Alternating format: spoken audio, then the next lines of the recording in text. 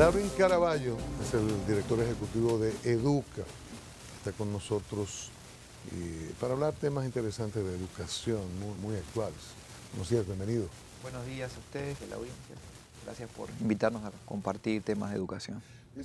El informe diagnóstico practicado por el Ministerio de Educación en niños de tercer nivel que ha impactado mucho en el país, porque de repente en lectura y en matemática son datos realmente desastrosos. Los profesores dicen que no tienen la responsabilidad, lo planteó el presidente de ADP, y bueno, uno dice, ¿de quién es la responsabilidad? El tercer grado ya es generación 4%, ¿qué es lo que pasa? ¿Cómo desde Educa, que está colaborando mucho en esto y muy cerca del Ministerio de Educación, cómo se ve esto? Bueno, la prueba diagnóstica que ha hecho el Ministerio de Educación recientemente, que evalúa a 180.000 niños y niñas que están cursando el tercer grado de la educación primaria, es decir, que tienen unos 8 años, 9 años tal vez de edad, evidentemente ya son niños que sí han pasado por un proceso de formación correspondiente a la asignación del 4% del Producto Interno Bruto. Ya son los resultados de la primera generación tal vez que recibe los beneficios acumulados de un presupuesto como el que se reclamó por parte de la sociedad dominicana. Los resultados todavía no son los mejores, pero tampoco es un tema de alarma, porque el proceso de cambio en educación es lento. Esto no quiere decir que caigamos en la complacencia, porque evidentemente, por ejemplo, en lengua, el 50% de los estudiantes se sitúan en el nivel elemental, es decir, que apenas son capaces de decodificar las palabras a la hora de leer. El 38% está en un nivel intermedio, es decir, leen, entienden algunas cosas, y solo el 12% en la lectura son aquellos que tienen capacidad de comprender el texto y de interpretar lo que está transmitiendo el autor. Un texto sencillo, simple, para nada complejo. Con lo cual es preocupante la situación en cuanto al nivel de desempeño. Es importante también decir de que esto no es solamente estudiantes del sector público, esto es público y privado. Y los niveles de desempeño por sector, es cierto que le va mejor al privado, pero tampoco son resultados como para mostrarse orgulloso. Solo el 23% de los estudiantes del quintil más alto de ingresos, es decir, del 20% más rico de la población, logra los contenidos esperados en el currículo. El problema es un problema sistémico y no es responsabilidad de un solo actor.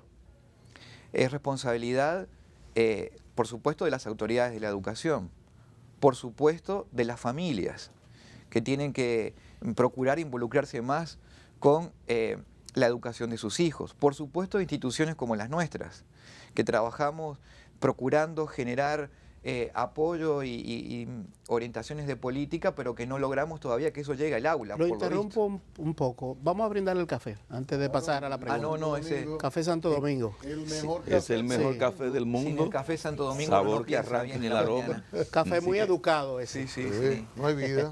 Muchas gracias. Deme el mío. Sin café Santo Domingo no hay vida.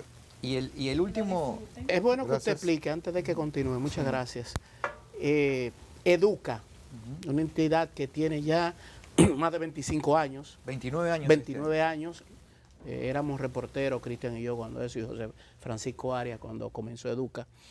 Educa actualmente, ¿cuál es la composición ejecutiva y los presupuestos?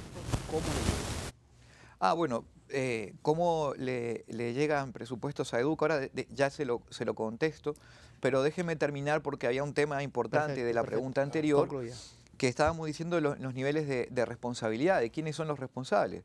El ministerio, por supuesto la familia, decíamos, instituciones como las nuestras, pero sin lugar a dudas los docentes son el factor más importante a la hora de explicar el desempeño educativo de un estudiante en el aula. Las investigaciones que hay en todo el mundo demuestran que de las variables endógenas al sistema, es decir, lo que pasa en la escuela, el más importante es el maestro.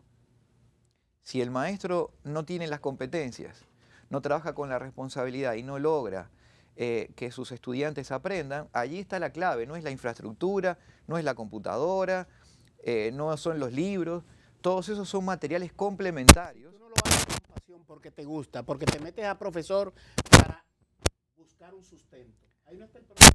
Ahí hay parte del problema y yo no quiero que se entienda esto de que los maestros dominicanos no son pasionales en esto porque no es verdad, sí lo son, lo están siendo, pero todavía falta cambiar la práctica pedagógica, no es un tema de profesionalismo o de compromiso. Tal vez no haya maestros más comprometidos que los profesores dominicanos. Acaba de haber un congreso, de finalizar un congreso por uno de nuestros socios y miembros de junta directiva, como en la Fundación Inicia, con 800 maestros que se pasaron estudiando todo el fin de semana.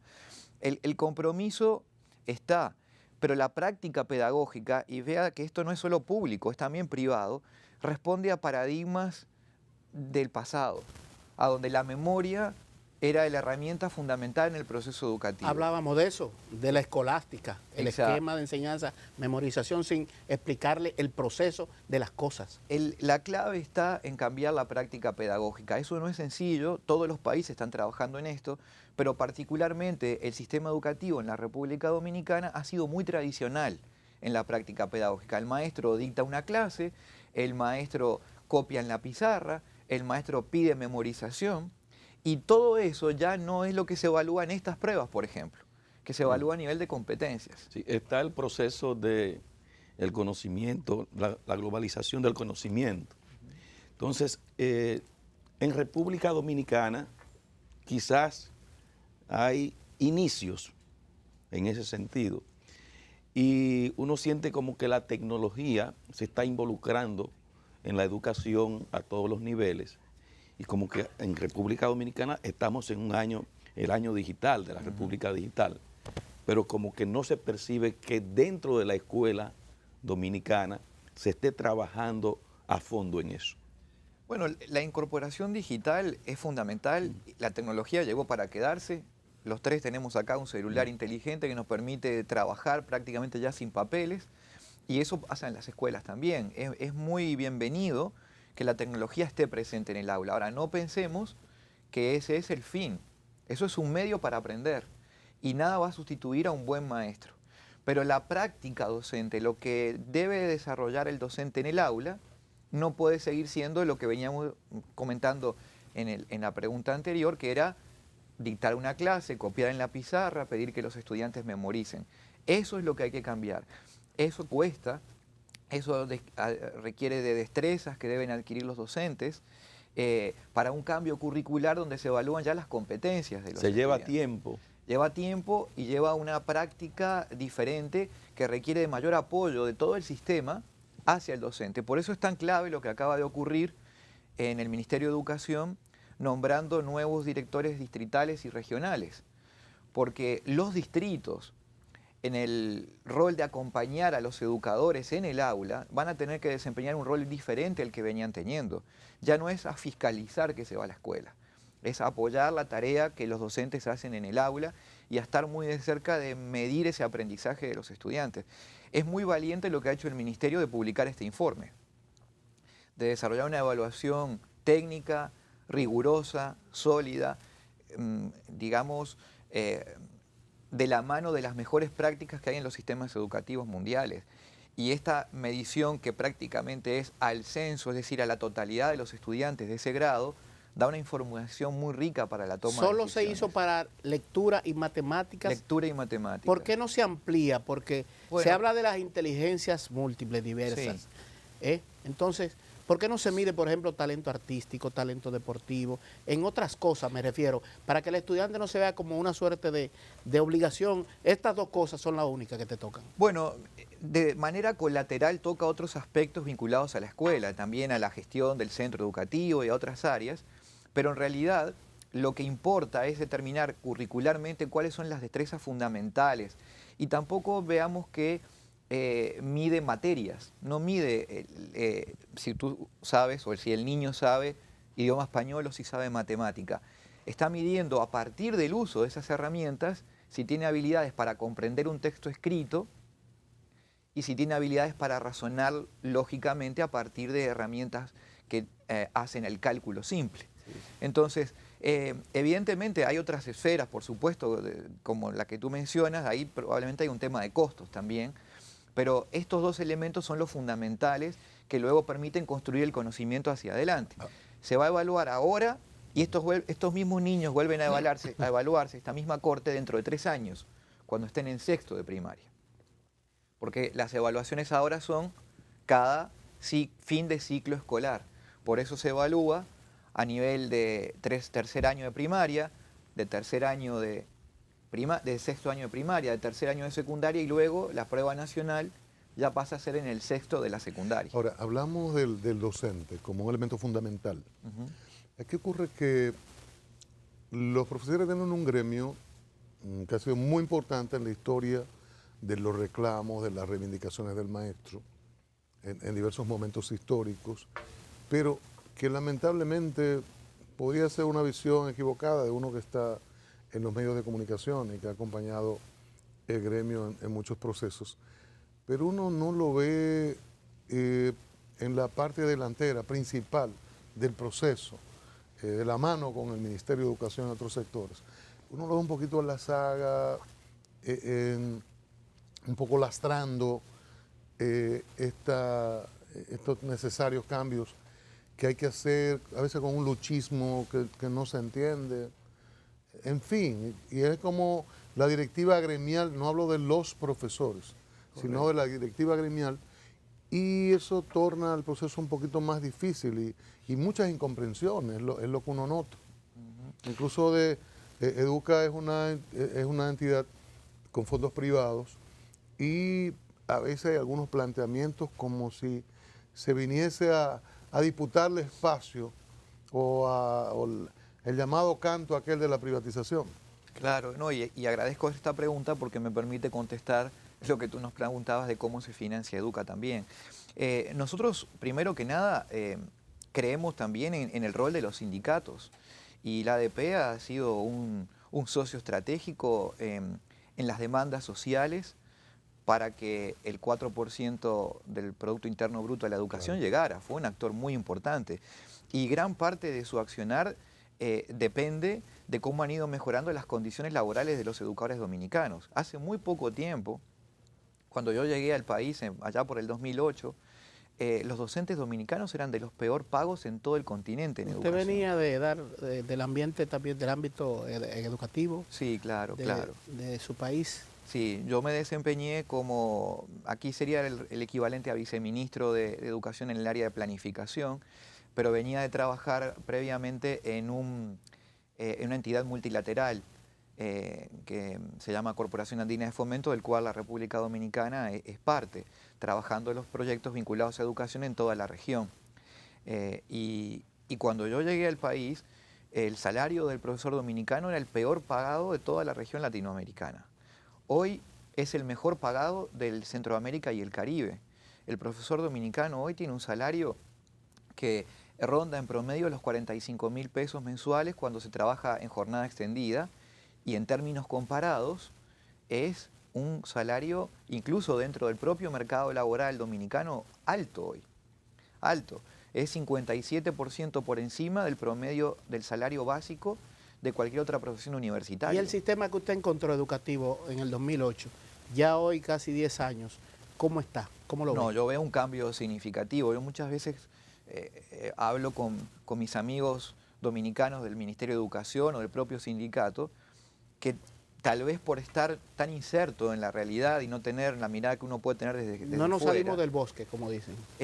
No ven el medio vaso vacío, no el medio vaso lleno. Y nosotros que hemos visto el transitar de un sistema educativo prácticamente inexistente a lo que es hoy, hay un cambio cualitativo superior, incluso en los propios docentes, en la forma como están trabajando. Lo que sucede es que el punto de partida era muy bajo. Pero no quiero desviarme de la pregunta porque si no los televidentes van a pensar que no queremos responder ese tema.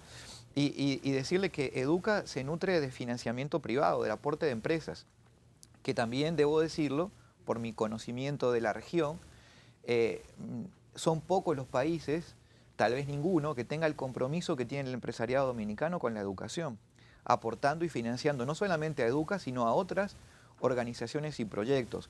Educa no utiliza recursos del sector público para financiarse, ni para pagar a su gente, ni para pagar los gastos de funcionamiento. Por ahí se ha dicho que el interés del empresariado es echarle mano al 4% del presupuesto. Es todo lo contrario, el empresariado entiende que ese 4%, que son 153.000 millones de pesos que llegan hoy al Ministerio de Educación, se origina por el aporte de las familias y de las empresas en forma de impuestos.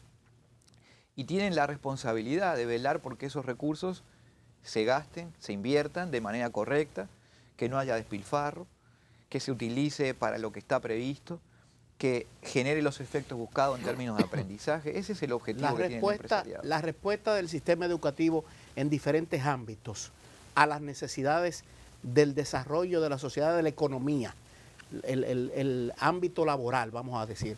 Me sorprendió recientemente, por ejemplo, conocí el dato de que creo que 20.000 o 25.000 jóvenes estaban laborando en los call centers que se habían preparado a través del inglés por inmersión, que el gobierno patrocina, auspicia a través del Ministerio de Educación Superior.